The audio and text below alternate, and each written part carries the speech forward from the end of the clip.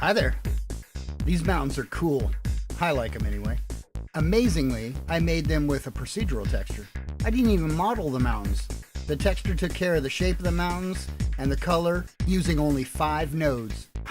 Sadly, I'm not going to show you how to do that in this video. Instead, I'm going to show you how to make these boring clouds. Yeah, that'll rock.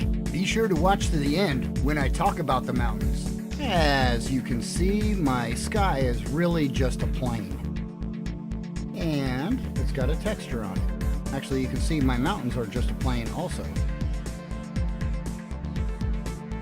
So the texture on the sky is, this is technically a material because I'm using 2 different shaders, but it still shows,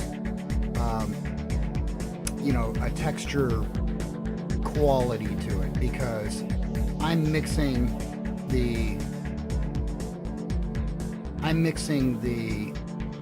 diffuse shader with the transparent shader using a texture. So you can still see there's a distinct texture even though I'm using 2 different shaders. Now this mix shader right here, you can find that under shaders. Right here, mix shader. And the transparent shader, same, under shaders. Transparent. So what I wanted to show specifically about this, that's because in the ebook I had made a group called diff trans, I believe, and it was meant to isolate this sort of texture setup.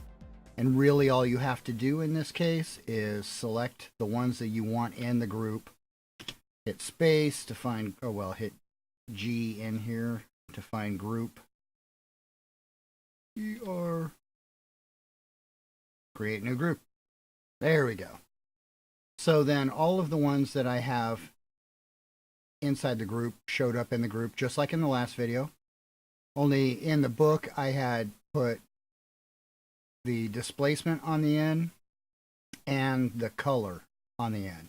So edit out of this, and then I have all of these colors that I can put in. So if I was going to say make fire or something, we'll do an input RGB. If I was going to make fire, I could run that into it. Well, that's not a good color for fire, but how about that? See? Anyway, so really I think that was all I was going to show you. I had made the scale 20 because that was what looked good on the plane. And then when you move these, it changes how many clouds you get. See, there's a buttload right there. And here it is, not very many.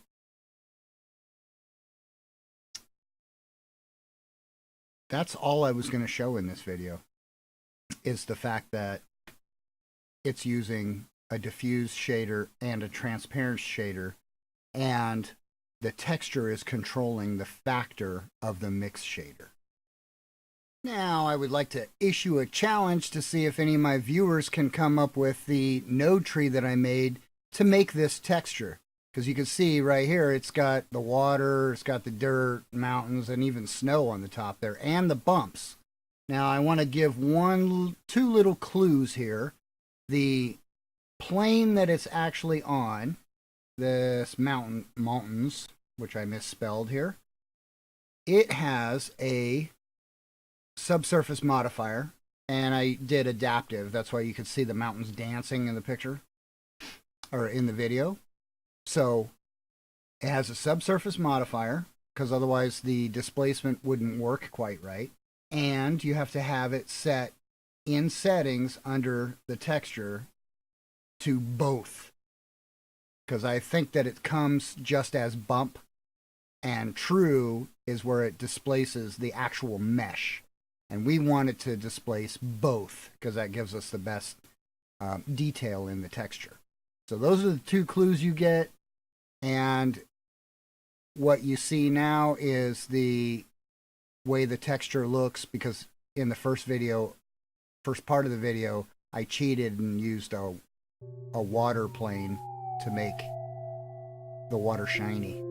which you don't see here. This is the way the texture really looks. That blue is just a pure blue, but you get no reflections off of it because it's not a glossy. But let's see who can accomplish this. And whoever does, I'll give them a shout out. Thank you for watching.